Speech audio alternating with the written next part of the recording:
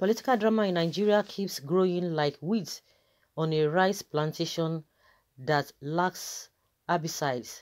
Political appointees who are supposed to head government parastatals to better the lives of their people now exhibit nothing but selfishness and corruption.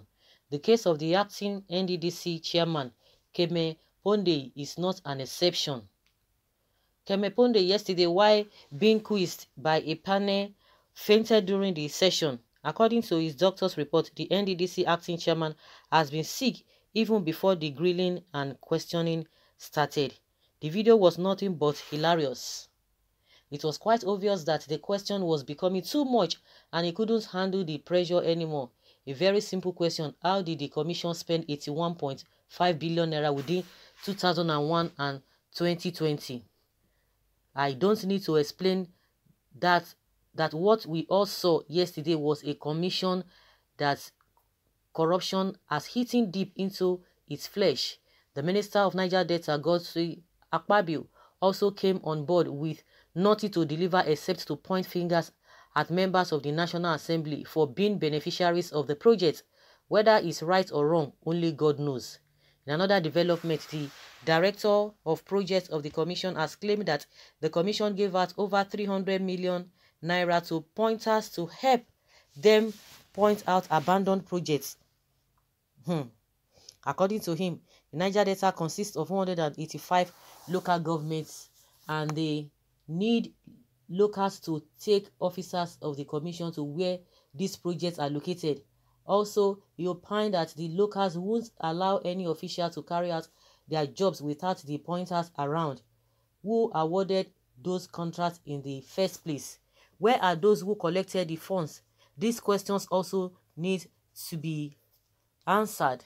The Niger Delta Development Commission, Nddc, was created as an interventionist agency to look into the sufferings of the Niger Delta people as a result of the presence of crude oil on their land, from which Nigeria gets a major source of income.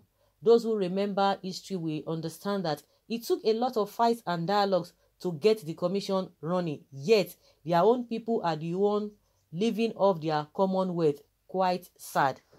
At a time like this, isn't it suspicious and unusual that the likes of Asari, Dokubo, Edwin and the Niger Delta Avengers have gone mute and suddenly lost their voices? Where is the energy they used during the Obasanjo and Jonathan's regime to interfere in government-related matters and demand rights of the Niger Delta people? Is this really a time for them to be mute? I opine that the fainting of the Nddc acting chairman, Ponde, at the hearing was nothing more than a stage play produced and directed by members of the cartel committed to make Nigeria of her commonwealth. I must express my dissatisfaction at the decision of the House to totally excuse Ponde from appearing at the hearing, another suspicious move by the House leadership.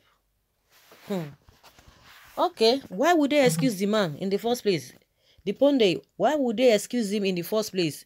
We learned that he's been discharged or he's left the hospital, and the doctor was saying, oh, he's been sick before now. Simple question: how did you spend it?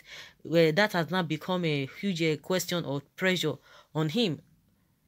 And again, what Akpabio said, we all saw the whole thing. Asking you question, you are pointing fingers. The same thing he was telling us that the other woman married how many husbands and all of that. The next thing, oh, the woman didn't have a YS certificate and what is it called, NYC certificates. Now see with that video of yesterday, Nigeria could now understand. But at the end of the day, where else is the president going to do? They are going to be pressuring him. They be advising him, you have to do this, you have to do this, you have to do that. Why would they say the Ponde mother was unable to answer the question? Why would they excuse him in the first place? That being said, okay, now the Egbe wagers, where are they? These people that you've mentioned, Asari, Dokubo, what is this man's name? The Papa, Edwin, the Avengers who are always crying. You know, it's unfortunate that the Deltans cannot even, the Niger Deltans people cannot even say anything because they've already they themselves, whether they have chosen, I wouldn't even know, because now, in as much they will bring this idea of, oh, they are paying some militants, oh, they are sending some people to schools for, what is it called, for to go and school abroad. They are doing this and that. Then what is the percentage of all these people when you calculate the few individuals, the ones that are being sponsored, getting scholarships to school abroad, and the militants? What is the percentage of those set of people compared to the entire region? Compared to the entire region, what is now the effect, or what are those ones? What are they going to be doing? Those who are not in that category, what are they going to be doing? That is what I've been saying. Choosing some few individuals and begin to settle them, all in the name of maybe amnesty or whatever. Then what happens to is it everybody? Let me ask the question: all the people in the Niger Delta, all of them from A to Z, are they all on the payroll of this militant, or what is it called, amnesty? Are they all being given amnesty? Every child, every woman, every man in Niger Delta, are they all beneficiaries of what is happening? So, and I think that's what most of the time, those are the Egbe wagers. Once they just carry this in, they will just quickly settle those ones. The ones that cannot even fight for themselves, they will just be there. But this NDDC that's supposed to take care of everybody, put one structure on ground in place, so that it will be beneficial to everybody, whether you are high, whether you are low, whether you have money or not, whether you are educated or what. Everybody must enjoy the whole thing. And it does not, it's cut across board. And that is what happens in most of the states as well. Because when you talk about NDDC, that was a different thing. What about each state? What did they do?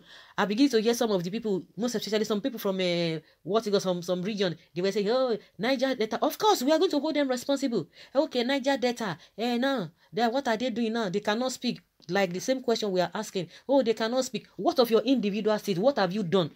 A man is controlling a whole state, has carpeted everybody, the whole state under his whatever. The people cannot talk. Now, when it comes to this Niger Delta, they have jumped into it, and it cuts across board. Somebody was even suggesting that all of those commissions in all the whatever in this country, they should do the same thing. They should investigate them. But the problem and the discouraging thing discouraging thing there is that people do not even have hope in the government. The president is there. You cannot even hear the man will come out and just make his own statement. Let us hear his statement. Not that Garuba is going to be speaking. Not that Adeshina will be speaking. That's not the kind of thing we are talking about. We are not saying he has to come and be dancing at Jasco. When last did we hear this man speak? We are just going to be hearing that Adeshina said this, Adeshina said that. It's unfortunate. Then what is now the difference between PDP and these people? Well, let's say what people are saying, but the unfortunate thing now there is that the so-called people who are always speaking for the Niger Delta people, we are not hearing anything. Maybe now they will be forced to talk, but they are not saying anything. And let them come and tell us what is happening, whether they like it or not. Or I know, let us hear, because that is one thing we always talk about. Some people they just focus on what happens in their area. On this platform, we talk about everything, everybody, in as much it is a Nigerian issue. It is Nigeria issue. We talk about it. It's not that, oh, you pick this one, you don't talk about this one, you pick this. No. We talk about it. Whether things happen in Borno State, we talk about it in Kafansha, in Niger, in Niger State, in whatever. We say in Lagos, Kogi, we talk about everything. I always laugh when some people say, oh, why is it that you're always talking about this? Oh, in as much the person is a politician, is a public figure, we talk about the person. But that being said, now we are expecting those people now concerned, those who have been parading themselves as the speakers of those of the masses in that region. We're expecting them to speak, because it's very, very annoying.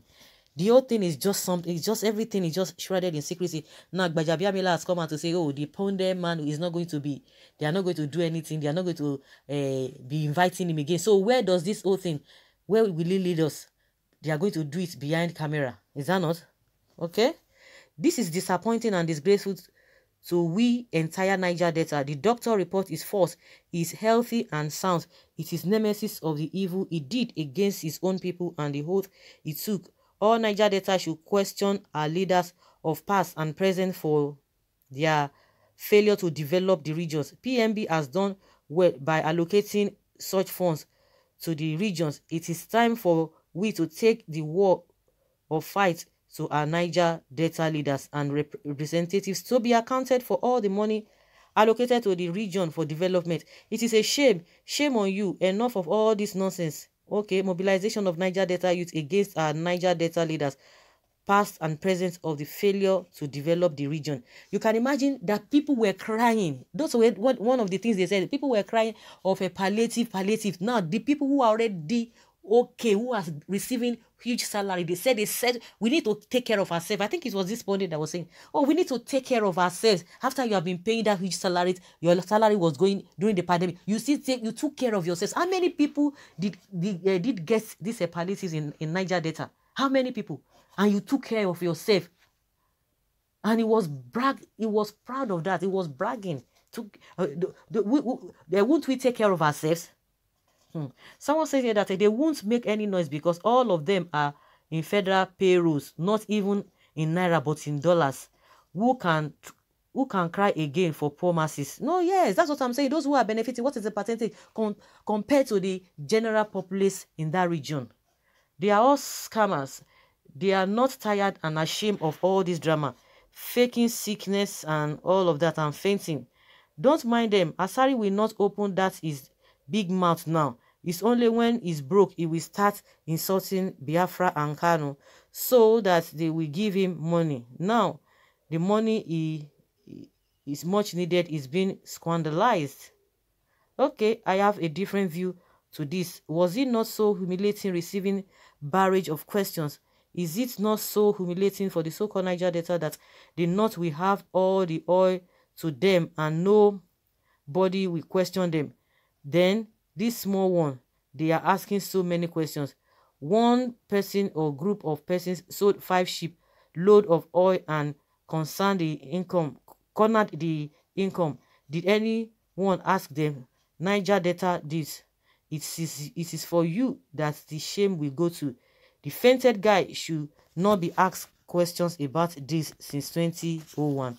I don't know what this person is talking about. Irrespective of anything, we are all in this together. That is the irony of the whole thing. Whether you talk or you don't talk, we are all in this together. So guys, let's hear your opinion. Leave your comment below and let's have your take.